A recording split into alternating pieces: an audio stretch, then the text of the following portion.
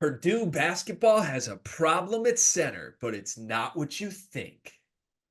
What could it be? Why do I feel like I might be good as like a movie trailer voiceover guy? That was solid, right?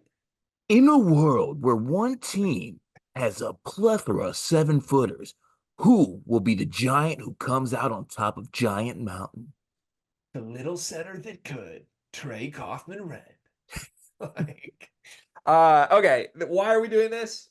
I don't Why are we doing this? know. That's the only voice we can talk about now. Um, okay. Sam King wrote an article. I don't know Sam King. I'm sure I would respect Sam King's work, but I don't know it. So sorry, Sam King. Sam King is a writer for the Lafayette Journal and Courier. Journal and Courier is a newspaper in West Lafayette. So it's an article. Go read the article. It's not a bad article at all. But that's the headline. The headline is Purdue basketball has a problem at center, but it's not what you think, which is one of the funniest headlines of all time. That's just so clickbaity, whatever, which is good. Go do that, whatever. We're making a video about it. We're doing the same thing here. If you read the article, it basically is trying to say, like, yeah, they lost Zach Edey. Everyone would assume losing Zach Edey is the problem. The actual problem that Purdue basketball has is that they have too many talented guys with too many different skill sets, and it's going to be a challenge for Painter to figure out what to do with them. So picking some names out here, it's like, but with Trey Kaufman-Renn, Caleb Furst, Will Berg, Daniel Jacobson, Riley Burgess, Coach Matt Painter has a plethora of interchangeable hybrid 4s and 5s. Add in the potential for Cam Heide to play stretch 4. There's options aplenty. From a skill standpoint, you have no idea what's going to happen. It's going to be difficult. It is a problem that there are so many different guys that do different things than what Purdue was doing with Zach Edey that it's going to be hard for Painter to manage and hard for Painter to figure out how to use them. If we just stopped there, we would never make a video about this because I don't find that interesting. With all due respect to the author of this article and all of that, I like trying to play the like we have so many talented players. This is a problem. That's completely just stupid to me. Sorry for lack of a better word. Also, like I don't know that 3 of those guys I'd put in a bucket that's like supremely talented. Yeah, With all due respect. that was gonna be the thing I was gonna ask, but yes, go on. Yeah, with all due respect to Caleb Furst and Will Berg and Riley Burgess, I don't know that those are guys I'm like jumping off a ledge for to say these guys are supremely talented. They're so good, it's hard for Matt Painter to figure it out. There is one really, really interesting thing I want to pick out of this. And you don't know this is coming because you didn't read this article. I just told you about it. Here's a quote from Trey Kaufman-Ren. I feel like I could have. If I got double the amount of touches I did last year, triple the amount of touches right there, I'd be one of the leading scorers on the team, respectfully and honestly, said Kaufman-Renn, who started all 39 games last season alongside Edey.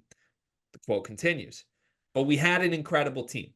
I'm proud of the roles I've been given, but this year I do have to step it up and take advantage of the greater bulk of shots I am going to get. So TKR on record, if I had gotten triple the amount of touches last year, I'd be one of the leading scorers on the team, respectfully. Your thoughts? Like with Zach Edey? I mean, that's the quote. Answer that however you want. It says, if I had gotten triple the amount of touches I got last year, I would have been one of the leading scorers on this team. I mean, you know what? I'm not going to push back on that part too much. The part that intrigues me the most about that is how he speaks to more so this season and how he feels about it and how he's going to be a leading scorer, which, you know, does he feel any certain way about maybe not being the 5 who is just like the go-to 5 and like Jacobson possibly being the 5? Does it matter as long as he gets his touches and that's all that really matters at the end of the day? I I honestly agree with it. I think that TKR is a guy who really does need to step up for this basketball team, and hopefully the more opportunity he gets this season, I think he will show the talent that he does have. I'm a big TKR guy. I think he is going to have a really good season with the touches. Um, Also, with that said, there's not a world where he would have got double or triple the touches on last year's team, given who was on the team. That's la la land. The quote of just like, if I had gotten triple the touches is an all-time funny quote to me. Like, yeah, no shit. I would be, I would hope you're the leading scorer if you got triple the amount of touches, dog. Like, you started on a team and averaged 6 points a game. Well, we're talking if I had been prioritized triple, like, okay, you weren't because you're not as good as Zach Edey or Braden Smith or other guys on this team. Now, I am buying a TKR breakout in a big way this year. I am. When we were doing our segment yesterday on Purdue versus Indiana versus Illinois, I wanted TKR as the second Purdue name listed. And I wanted him listed as high as like fifth or sixth on every out of all the players on those three rosters. I think TKR is going to be great. I think he could be an all Big Ten player. I think he's probably going to lead Purdue in scoring unless Braden does it himself. With that said, like, there's some stuff here for me. Like, one, TKR has sacrificed a bunch for sure. I don't know that it's great that he's kind of doing the dance of like, well, what if I had gotten all those touches? Like, I would much rather have him coming out and be like, listen, Zach was generational, but now you can see what I'm capable of. And I don't read that quote as that. It's more like maybe I should have gotten more touches when Zach Edey was here, which is a little weird. And then two, I mean, the early reports that we've heard, the rumblings are they're practicing TKR at the 4 still. So if they're playing TKR at the 4, whether it's Will Berg or Daniel Jacobson or Raleigh Burgess or whoever, I don't think they're going to give TKR triple the touches if he's playing next to a true big, right? Yeah, I'm not even sure if it would be triple the touches.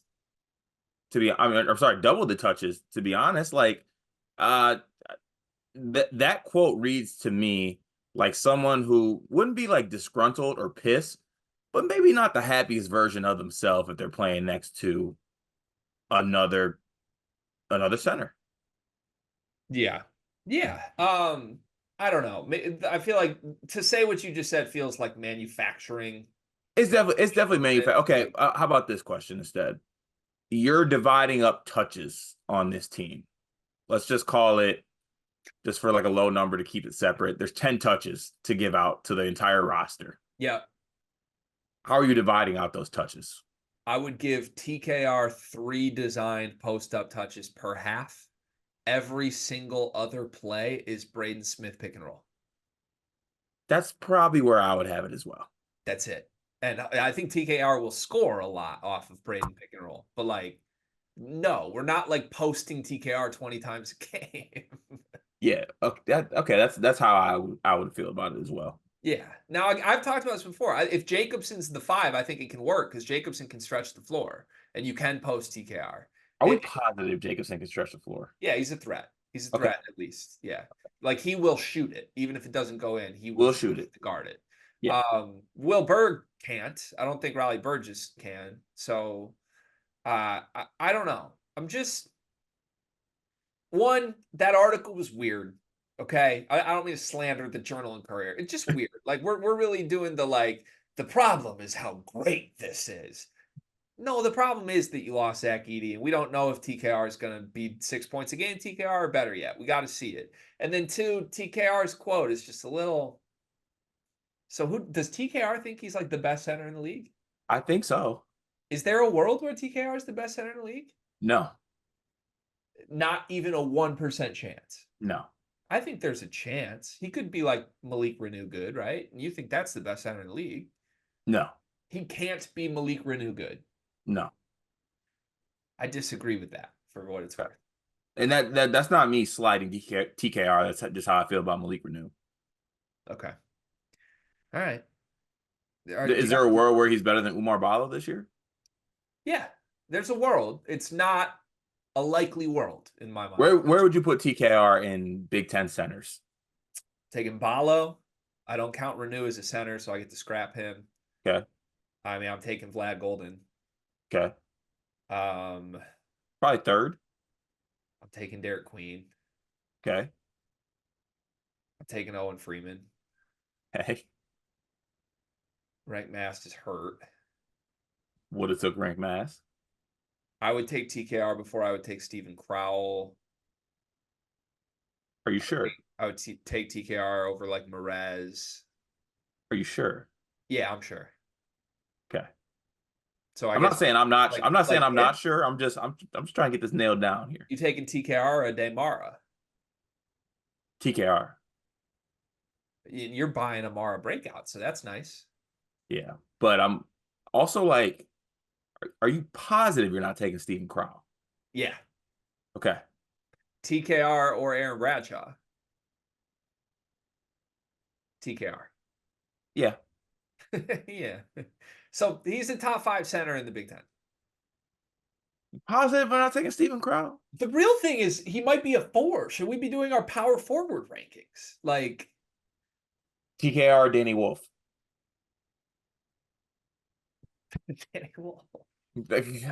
TKR, Malik Renew. Malik Renew.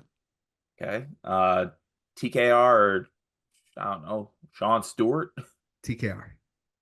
So TKR, he's TK, higher up the power forward range. TKR or Julian Reese. I'm taking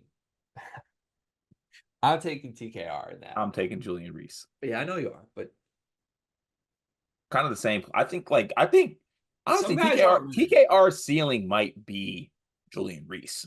Some guys aren't winners. But also the quote of like, if I had triple the touches, I'd be a star too, is like Julian Reese. Julian Reese. It's a little Julian Reese. Does your concern level for Purdue go up at all? How much? Because we've now had in back-to-back weeks, we've had the Cannon Catchings decommit, the Matt Painter, like it's not a big deal. I actually didn't welcome him back. And then now, I mean, I don't even think this is like news, but it's an article where TKR is like, yeah, if I had touched the ball 3 times more, I would have been a star. Yeah, honestly, I love this.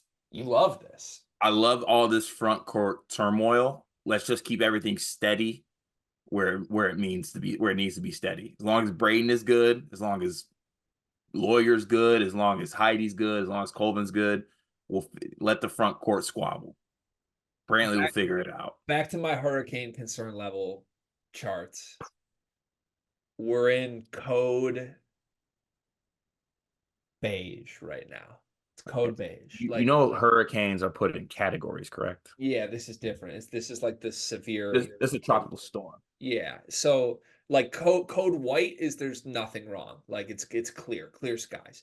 Code beige is the second lowest concern, but it's elevated. Like I've elevated from no concern to like there's some minor, that's not very Purdue-y going on right now. Not very Purdue-y, huh? Just like losing a recruit and Painter blaming the recruit and spilling some dirty laundry, and then like guys kind of being like, I want the ball more. Like that's not exactly really Purdue-y. Yeah, it's not. It's definitely not. So we're code beige. We're not concerned, but paying attention. Might get gold.